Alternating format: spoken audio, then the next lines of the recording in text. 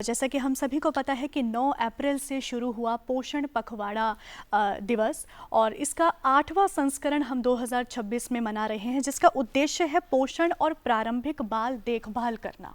तो इस बारे में आज हम लोग चर्चा करने वाले हैं। और चर्चा करने के लिए एक विशेष मेहमान को हमने आमंत्रित किया है। सीधे आगरा से हमारे साथ स्टूडियो में आए हैं डॉक्टर DV शर्मा, वरिष्ठ ऑर्थोपेडिक सर्जन है। सर, आपका बहुत स्वागत है कार्यक्रम में। धन्यवाद। इस सेगमेंट में अगर आपके भी कोई प्रश्न है, क्योंकि हम स्वास्थ्य की बात करेंगे, हमारे साथ ऑर्थोपेडिक सर्जन हैं, हम बोन हेल्थ की बात करेंगे, बच्चों में हड्डियों के विकास के संदर्भ में बात होगी। अगर आपके पास भी कोई प्रश्न है, कोई संशय है, साझा करना चाहते हैं, पूछना चाहते हैं, डॉक्टर साहब हमारे साथ हैं। हमारे स्टूडियो का नंबर नोट कर लीजिए, नंबर है 011-2309-7532। इस नंबर पर कॉल करके आप अपने प्रश्न पूछ सकते हैं। तो चर्चा की शुरुआत करते हैं। सर, आपके साथ पोषण पखवाड़ा के संदर्भ में कैसे समझते हैं आप कि सही पोषण हड्डियों के विकास के लिए कितना महत्वपूर्ण है? सबसे महत्वपूर्ण चीज़ है पोषण, जो कि हमारे राष्ट्र की समृद्धि और के लिए बहुत ही आवश्यक है जी। और इसकी शुरुआत हम सिर्फ जो कॉमन मैन समझते हैं कि सिर्फ खाना पीना ही है, ऐसी बात नहीं है जी। और शुरुआत बच्चे के छोटेपन से है, ऐसी बात भी नहीं है। शुरुआत होती है जब प्रेगनेंसी होती है। उस समय हमको महिलाओं के स्वास्थ्य की भी ध्यान रखनी है। प्रेगनेंसी में उनका मानसिक संतुलन ठीक रहे, वो थोड़ी सी एक्सरसाइज भी करें और वो स्वयं भी खाना पीना ठीक से लें। शुरुआत के दिनों में वोमिटिंग्स हो जाती हैं, तो उसमें थोड़ा थोड़ा खाएं, तो शुरुआत वहाँ से करें। गर्भाधान संस्कार भी होते हैं और हमको उन चीज़ों का, उसके मेंटल डेवलपमेंट के लिए भी कुछ चीज़ें आवश्यक हैं। जब बच्चा हो जाता है उसके बाद फिर शुरू होती हैं कुछ चीज़ें। उसमें भी सिर्फ ये नहीं कि खाना पीना ही ज़रूरी है, उसमें उसका बढ़ने के साथ साथ खेल कूद है, व्यायाम है, उसका मेंटल डेवलपमेंट है।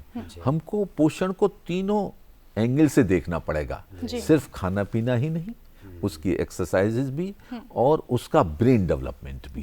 तभी हम राष्ट्र की उन्नति में आगे, भविष्य को बहुत आगे ले जाएंगे। जी सर, अगर हम पोषण पखवाड़ा की स्पेसिफिकली बात करें, जिसका उद्देश्य है प्रारंभिक देखभाल बाल की, बच्चों की, उस बारे में बताइए कि प्रारंभिक देखभाल जहां हम बात कर रहे हैं तो कौन से न्यूट्रिशन बच्चों को देने चाहिए और कैसे देखभाल हम ठीक से कर सकते हैं जिससे कि बच्चों को इन सब चीज़ों का सामना ना करना पड़े? बहुत अच्छा सवाल है। वो मेनली डाइट पे अगर आप फोकस करेंगे तो ज़्यादातर तो लोग जानते हैं कि प्रोटीन चाहिए, मिल्क चाहिए। प्रोटीन के जो सोर्सेज हैं उसमें, क्योंकि बढ़वार जब होती है तो प्रोटीन की बहुत आवश्यकता होती है, तो उसमें नॉन वेज में आप फिश है और एग है, लेकिन वेजिटेरियंस के लिए मिल्क बहुत इम्पोर्टेंट है। मिल्क के प्रोडक्ट्स, दही है, पनीर है, ये सब चीज़ें बहुत इम्पोर्टेंट है। जी सर, एक प्रॉपर थाली होती है, उस बारे में भी आपसे जानेंगे। एक कॉलर जुड़े हैं गुजरात से, कल्पना जी हमारे साथ है। कल्पना जी, स्वागत है, अपना सवाल पूछें। कल्पना जी नमस्कार, अपना प्रश्न पूछिए। हाँ, यूरिक एसिड का असर हड्डियों पे क्या पड़ता है? यूरिक एसिड अगर बढ़ता है तो उसका हड्डियों पर क्या असर पड़ता है? हाँ, बहुत अच्छा सवाल है कि एक बार हम प्रोटीन देने की बात कर रहे हैं, लेकिन अगर यूरिक एसिड बढ़ा होगा तो प्रोटीन मेटाबॉलिज्म डिस्टर्ब होती है और हम उसमें प्रोटीन रेस्ट्रिक्शन करते हैं। जैसे डायबिटीज़ में हम कार्बोहाइड्रेट, शुगर रेस्ट्रिक्शन करते हैं, ऐसे ही यूरिक एसिड जो है वो जॉइंट्स में जमा हो जाता है और वो पेनफुल हो जाता है बहुत। तो इसलिए हम लोग प्रोटीन रेस्ट्रिक्शन करते हैं और उसके लिए यूरिक एसिड डाउन करने की दवाइयाँ देते हैं। मेनली ये जॉइंट्स में प्रॉब्लम क्रिएट करने लगता है, स्वेलिंग और वो जो है वो पेनफुल हो जाता है। इसमें इसके क्रिस्टल्स होते हैं जो पतले चावल की तरह होते हैं, वो जो हैं वो उसमें पेनफुल हो जाते हैं। तो हमको दवाई भी देनी है और प्रोटीन रेस्ट्रिक्शन डाइट देनी है। बिल्कुल। सर, हम जो पहले बात कर रहे थे कि बच्चों की प्रारंभिक देखभाल किस तरह से और हमें देखनी चाहिए और एक प्रॉपर डाइट, एक प्रॉपर थाली की आप बात हमें बता रहे थे, उस बारे में बताइए। उसमें हमको तीनों चीज़ें लेनी पड़ेंगी, प्रोटीन भी, कार्बोहाइड्रेट भी और फैट भी। ये तीनों ही इम्पोर्टेंट हैं। इंस्टेंट एनर्जी के लिए कार्बोहाइड्रेट हैं, कार्बोहाइड्रेट में आपकी शुगर है, चावल है और ये चीज़ें हैं आती हैं। प्रोटीन में मैंने बता ही दिया, फैट में थोड़ा सा घी और जो है वो चीज़ें ऑयली चीज़ें आ जाएंगी। तो ये सब मिली हुई चीज़ें होनी चाहिए। अब थाली तो हो गई, लेकिन उसके साथ साथ कुछ चीज़ें ऐसी भी हैं कि जो आज की तारीख में बहुत नुकसानदेह हो रही हैं। जैसे कि छोटे बच्चे को वो रो रहा है तो उसको मोबाइल दे दिया। वो मोबाइल वो इतना प्रॉब्लम क्रिएटिंग हो गया है कि वो उसकी कंसंट्रेशन जो है वो ख़राब हो रही है। जी। पहले हम लोग जब पढ़ते थे तो एक पीरियड पीटी का होता था जी। बच्चों का, वो ख़त्म हो गया। तो वो खेल कूद भी बहुत ज़रूरी है।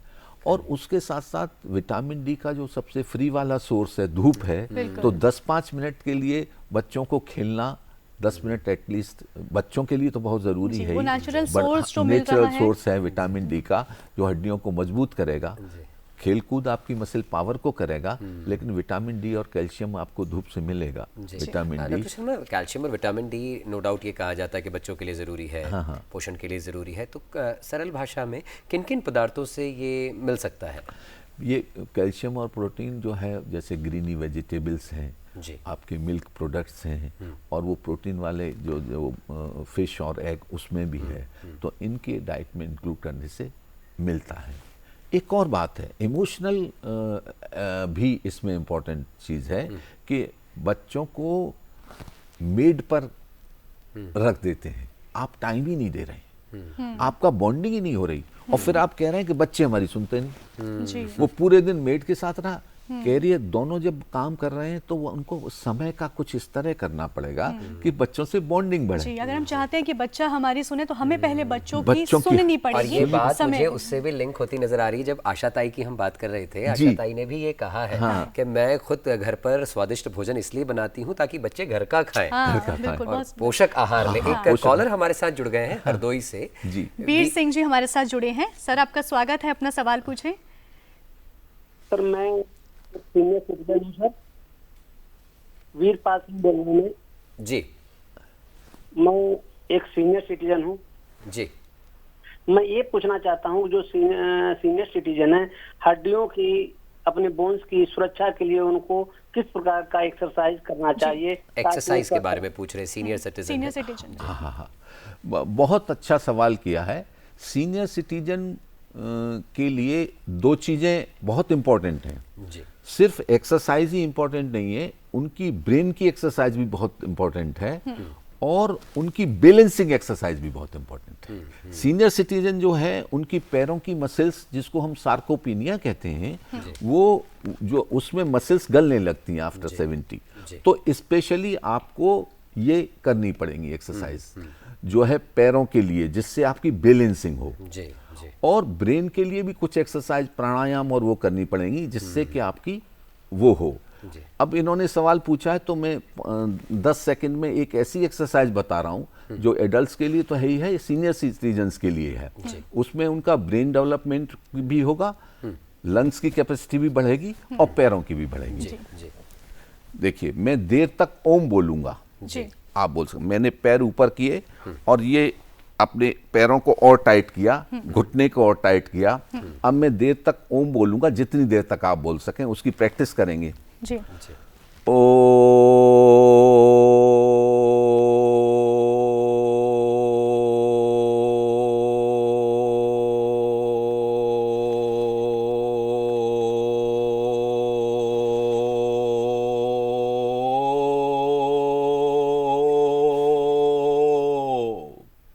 इससे क्या हुआ कि आपकी ये क्वाड्रिसेप्स घुटने में मैंने टाइट करता गया हूं, उसके साथ साथ लंग्स की कैपेसिटी भी बढ़ी, तो आपको निमोनिया, लंग्स की कैपेसिटी बढ़ी। लंग्स भी सांस के लिए जीवन वही है। और जो ओम का हुआ, उससे वाइब्रेशन हुए, आपकी भ्रष्टका और उसका का हल्का सा रूप हुआ, ये जो है। तो ये तीनों चीजें एक एक्सरसाइज में उनके लिए बहुत जरूरी है। नहीं डॉक्टर शर्मा, लोअर लिम्स की तो आपने बात बताई, लेकिन सीनियर सिटीजन्स की, जैसे यहाँ पर अभी एक कॉलर जुड़े थे, कई बार फ्रोजन शोल्डर हो जाना या अपर लिम्स में भी दिक्कत होने लगती है, उसके लिए क्या सुझाव देंगे आप? उसके लिए वो पूरी बॉडी की एक्सरसाइज करनी चाहिए, लेकिन लोअर वाली को हम सेकंड हर्ट बोलते हैं, लोअर लिम्स को। वो बहुत इंपॉर्टेंट है। उसमें कुछ और एक्सरसाइजेज पे जा सकते हैं आप, लोअर लिम्ब की पे है, और फ्रोजन शोल्डर के लिए जो शोल्डर की एक्सरसाइज हैं, सर्वाइकल की एक्सरसाइज हैं, सर्वाइकल स्पॉन्डिलोसिस हो सकती है, वो एक्सरसाइज ही उसका मेन ट्रीटमेंट है। और डायबिटिक्स वालों के लिए तो शोल्डर एक्सरसाइज करना बहुत ज़रूरी है, क्योंकि फ्रोजन शोल्डर जो होता है डायबिटिक्स वालों में बहुत ज़्यादा होता है। जी सर, आजकल विशेष तौर पर अगर हम बात करें, महिलाओं में देखा जाता है जॉइंट पेन, बैक पेन, ये आम और रेगुलर है, उनका एक ज़िंदगी का हिस्सा बन चुका है, ऐसा देखने में आता है। क्या इसका न्यूट्रिशन कहीं ना कहीं रीज़न है, या क्या रीज़न? एक और चीज़ इसमें मैं ऐड करना चाहूँगा, कई बार जो हमारी गृहिणी महिलाएं होती हैं इसे आम थकान मान लेती है। कैसे थकान मानना उचित है? नहीं, थकान मानना इसका उचित नहीं है। एक्चुअली है क्या कि हमारी जो लाइफ स्टाइल हो गई है, पहले बैठे बैठे अब रिमोट हो रहा है, बहुत चीज़ें ऐसी हो गई हैं, ऑटोमेटिक हो गई हैं, तो एक्सरसाइज थोड़ी सी होने लगती थी। अब वो घर में पोंछा भी लेडीज करती थी, वो भी एक एक्सरसाइज होती थी। लेकिन अब क्या हुआ कि ऑटोमेशन होने से वो एक्सरसाइजेज कम हो गई, उधर विटामिन डी और कैल्शियम कम हो गया, तो ऑस्टियोपीनिया और ऑस्टियोपोरोसिस होने लगी। तो उसके लिए यह है कि उसको थकान मानने से पहले हमको अपने ब्लड टेस्ट करा लेने चाहिए कि विटामिन डी और कैल्शियम का लेवल क्या है, बोन डेंसिटी करा लेनी चाहिए। इससे हमको पता चल जाएगा कि उसमें कमी चल रही है और उसका प्रॉपर ट्रीटमेंट है। हम लोगों ने इवन डॉक्टर्स की महिलाओं का किया अभी, तो उसमें 70% महिलाओं में विटामिन डी की डेफिशिएंसी निकली। इवन डॉक्टर्स इस चीज को पूरा करने के लिए कुछ लोग सप्लीमेंट्स लेना शुरू कर देते हैं, तो क्या सही है ये? और कुछ लोग तो बिना डॉक्टर की सलाह के सप्लीमेंट्स लेते हैं। बिना डॉक्टर की सलाह के नहीं लेना चाहिए, लेकिन बड़ी कॉमन हो गई है विटामिन डी डेफिशिएंसी, तो उसके जो खाने वाली चीजें हैं उनको तो लेना ही चाहिए, लेकिन टेस्ट कराते रहना चाहिए। आप हर चीज का टेस्ट कराते हैं, हर साल में आप अपनी गाड़ी की टेस्ट कराते हैं, आप अपने घर की सफाई करते हैं, और बॉडी को नेग्लेक्ट करती हैं। और स्पेशली महिलाएं तो बिल्कुल ही ज्यादा करती हैं, वो बच्चे की, हस्बैंड की तो केयर करेंगी, अपनी नहीं करेंगी। तो वो आपको इसलिए करनी है कि आप अपने बच्चों और हस्बैंड की केयर कर पाए। मशीन है, इसकी भी नियमित सर्विसिंग होना। हाँ, और उसको आप अपनी बर्थडे से या मैरिज एनिवर्सरी से जोड़ सकती हैं कि साल भर के लिए हम पूरी हमने कर दी ये चीज़। जी जी जी। डॉक्टर शर्मा, एक कॉलर हमारे साथ जुड़े हैं, लुधियाना से दिनेश कुमार बात कर रहे हैं। दिनेश जी नमस्ते, अपना प्रश्न पूछिए। दिनेश कुमार जी लुधियाना से जुड़े हैं। दिनेश कुमार जी, अगर आवाज मिल रही है तो अपना प्रश्न पूछें। सर, डेली 4 से 5 बजे शाम को कमर में दर्द शुरू हो जाता है तेज। क्या कारण हो सकते हैं संभवतः? ये 4 से 5 बजे दर्द शुरू हो जाता है, तो कमर के दर्द के बहुत कारण होते हैं। तो अगर कैल्शियम और विटामिन डी उनका ठीक चल रहा है तो हो सकता है स्लिप डिस्क हो, जो कि मोस्ट कॉमन है। उसमें क्या होता है, स्पाइनल कॉर्ड से जो नसें निकलती हैं वो दब जाती हैं। अब वो पैर में रेडिएट कर रहा है या नहीं कर रहा है, तो इसमें आप अपने स्पाइनल स्पेशलिस्ट को दिखा करके इन्वेस्टिगेशन करा के, और सेल्फ मेडिकेशन ठीक नहीं है। कारण बहुत से हैं, जितने बताए नहीं जा सकते इस समय, लेकिन मेन ये है कि आप उसका इन्वेस्टिगेशन करा के और अपने ऑर्थोपेडिक सर्जन से, स्पाइनल सर्जन से कंसल्ट कर सकते हैं। सर, कोई डेली रूटीन, कोई डेली ऐसी हैबिट्स आप हमारे व्यूअर्स को अगर सजेस्ट करें, और हर स्टेज में सजेस्ट करें सर, बच्चों के लिए, बुजुर्गों के लिए और युवाओं के लिए, जिसको वो अपने रूटीन में फॉलो कर सकते हैं सर? हाँ, बच्चों के लिए तो देखिए थोड़ा सा आउटडोर एक्टिविटी जो इस समय ख़त्म हो रही है वो बहुत आवश्यक है। उसको आप किसी भी तरह ले लें, और बच्चों को थोड़ा सा जो पढ़ रहे हैं उसमें भी उनके मेंटल डेवलपमेंट के लिए कुछ आजकल बहुत सी चीज़ें आ गई हैं। जो कम आईक्यू वाले बच्चे हैं, अगर आप उनको प्रॉपरली गाइड करें तो उनका आईक्यू भी बढ़ सकता है।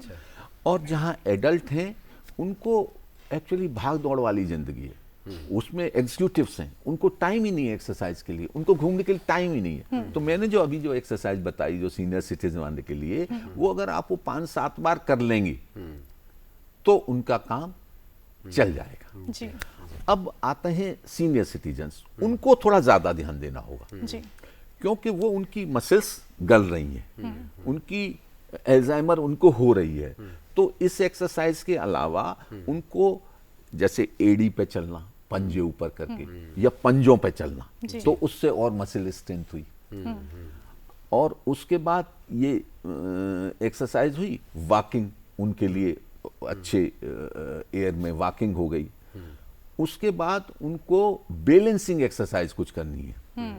बैलेंसिंग एक्सरसाइज में ये है कि आप जो है एक पैर को उठाएंगे और एक पैर पर खड़े होने की कोशिश करेंगे, फिर दूसरे पैर पर खड़े होने की कोशिश करेंगे, उल्टा चलेंगे थोड़ा सा जी। तो उल्टे चलने से क्या होगा, आपका ब्रेन के दोनों हेमिस्फीयर काम करने लगेंगे। जी। आप ABCDEFG XYZ तक बोले, अब बोलिए आप ZXY उल्टा चलिए। जी। तो एक्चुअली है क्या कि हमारा लेफ्ट और राइट अलग अलग हेमिस्फीयर होते हैं और वो दोनों हेमिस्फीयर तब काम करेंगे जब आप ब्रेन को एक्सरसाइज देंगे। जी जी। तो ये ब्रेन की एक्सरसाइज भी बहुत बहुत जरूरी है। बिल्कुल। और इसमें एनर्जी बूस्टिंग जो वो योगा है, ओवरऑल ये सारी ही आपके पर्सपेक्टिव को जी। स्ट्रॉन्ग करेगा, जैसा Strong कि आपने बताया। हाँ, हाँ। सर चलते चलते छोटा सा संदेश आप पूरे पखवाड़ा जो चल रहा है हमारा पोषण माह, उस बारे में क्या बोलना चाहेंगे? देखिए ये नहीं कि बच्चों को ये नहीं कहना है कि तुम्हें क्या खाना है, बच्चों को ये मालूम नहीं कि उन्हें क्या खाना जी। है, लेकिन लेडीज प्यार में क्या पूछेंगी घर पे, तुम क्या खाओगे। आपको न्यूट्रिशन के हिसाब से ये बताना है कि उन्हें क्या खाना चाहिए और वही बनाएं। यानी और उनकी पोषक आहार होगा तो आपका स्वस्थ शरीर होगा, स्वस्थ शरीर होगा, स्वस्थ मस्तिष्क होगा और हमारा भविष्य भी स्वस्थ होगा। भविष्य भी स्वस्थ होगा। डॉक्टर शर्मा, आप कार्यक्रम में जुड़े, आपका बहुत बहुत Thank you so much, आभार। sir. थैंक यू कार्यक्रम में आपका बहुत बहुत धन्यवाद। और जीवन को जीना चाहिए, जी। डेस्टिनेशन पर नहीं जाना है, हमको सफर को एंजॉय करना है। बहुत सुंदर। हाँ, बिल्कुल। सफर को एंजॉय करना है, कड़ी मेहनत करनी है, मेहनत का कोई विकल्प नहीं, जी। सफलता सौगात में नहीं मिला करती। Thank you so much sir.